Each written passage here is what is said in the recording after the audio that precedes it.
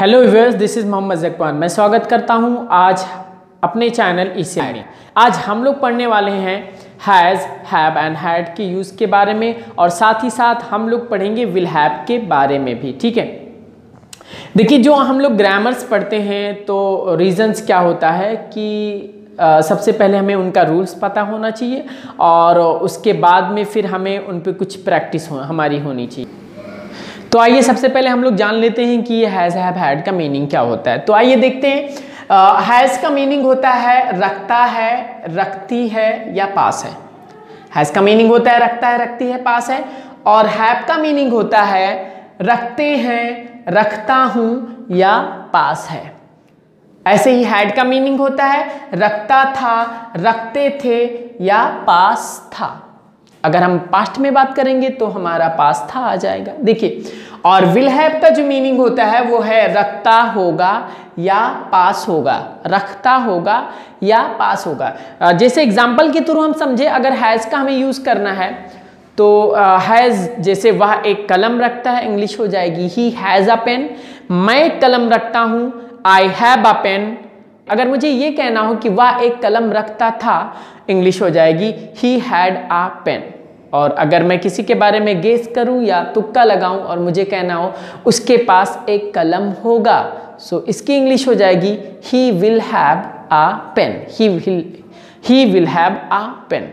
अब आइए देखते हैं कि हैज़, हैव, हैड और विल हैव ये कौन से सब्जेक्ट के साथ में प्रयोग होते हैं। तो सबसे पहले हम देखते हैं हैज़, हैव यानी प्रेजेंट टेंस में जो हैज़, हैव यूज होता है, इनका हम यूज देखते हैं। तो आइए देखते हैं। ही, शी, इट, नेम के साथ में हैज़ का प्रयोग होता है। जैसे अगर आप ये कहें उसके पास एक कलम है तो इंग्लिश हो जाएगी ही हैज़ अ पेन।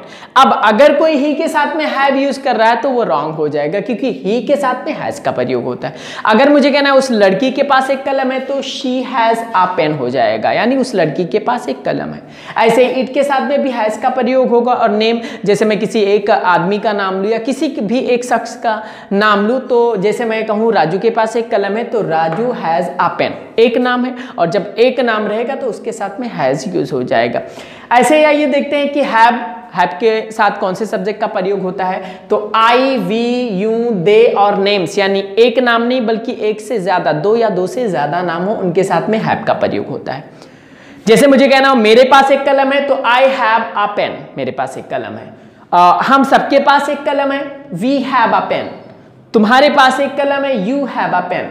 उन सबके पास एक कलम है तो दे हैव अ पेन हो जाएगा। और अगर कोई दो नाम जैसे राजू और रवि के पास कलम है तो Raju and Ravi have a pen.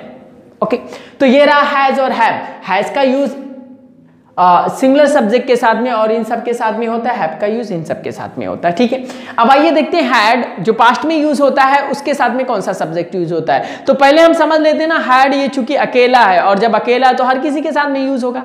अकेला है चूंकि इसका मीनिंग होता है पास था या रखता था, अब ये अकेला हो गया और जब अकेला है तो हर किसी के साथ में हैड का ही प्रयोग होगा। देखिए A to Z यानी जितने सब्जेक्ट आते हैं वो सब्जेक्ट चाहे सिंगुलर हो चाहे प्लुरल हो, कुछ भी हो, सबके साथ में हैड लगेगा। जैसे मैं कहूं कि मेरे पास एक कार थी, मेरे पास एक कार थी तो आई हैड अ कार। और आपको कहना उसके पास एक कार थी, ही हैड अ कार। तुम्हारे पास एक कार थी, you had a car. Ravi के पास एक कार था, रवि हैड अ कार। देखिए मैंने जितने सब्जेक्ट बोला सबके साथ में हैड यूज होता है। तो बस आपको इतना ध्यान रखना है कि A to Z यानी जितने सब्जेक्ट होते हैं सबके साथ में हैड का ही प्रयोग होता है अगर सेंटेंस के आखिर में था, पास था आता है। और रहा पास होगा अगर सेंटेंस के आखिर में आ रहा है तो विल, शैल हैव और विल हैव का प्रयोग होता है। शैल हैव का यूज होता है आई और वी के साथ में, आई और शैल हैव का प्रयोग होता है आई और वी के साथ में। जैसे मुझे कहना है कि मेरे पास एक कलम होगा या मेरे पास एक लैपटॉप होगा, मेरे पास एक लैपटॉप होगा।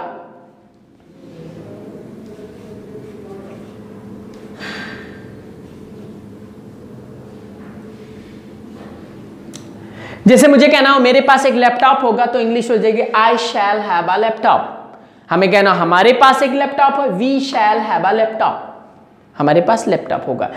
लेकिन अगर हमें विल हैव यूज करना है तो वो किसके साथ में यूज होगा, तो ये नोट पढ़िए, आई और वी को छोड़कर, यानी आई और वी को छोड़कर सभी सब्जेक्ट के साथ विल हैव का प्रयोग होता है। यानी आई और वी के साथ में शैल हैव का प्रयोग होगा और बाकी सभी सब्जेक्ट के साथ में विल हैव का प्रयोग होगा। लेकिन मैं आपको एक बात बता दूं कि ये जो शैल हैव है इसका प्रयोग नहीं होता है स्पीकिंग में, आई और वी के साथ में भी विल हैव का प्रयोग करते हैं, और यानी कि सभी सब्जेक्ट के साथ में विल हैव का ही प्रयोग करते हैं। लेकिन अगर आप एंट्रेंस एग्जाम दे रहे हो या कहीं लिखित तौर पर या आप कहीं राइट कर रहे हो तो वहां हमेशा याद रखिए कि आई और वी के साथ में शैल हैव का प्रयोग होता है।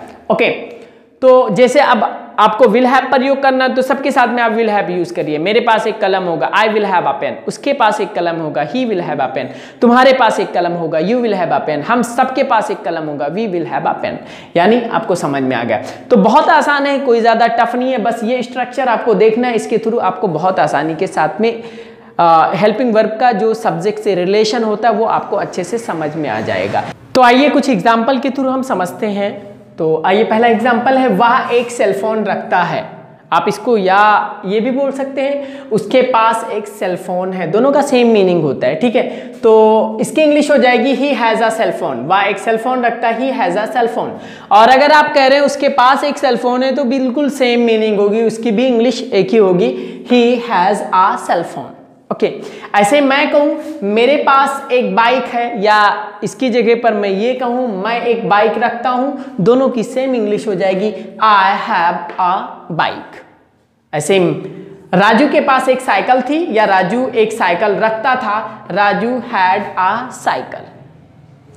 उसके पास पैसा होगा, अगर यही चीज मैं फ्यूचर में बात करूं, उसके पास पैसा होगा, या कहूं उसके पास वह पैसा रखता होगा।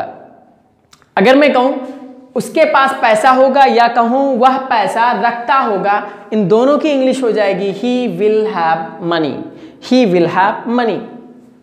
नंबर 5 पे देखिए, तुम्हारे पास एक घड़ी होगा या तुम एक घड़ी रखते होगे, दोनों की इंग्लिश होगी, you will have a watch, you will have a watch.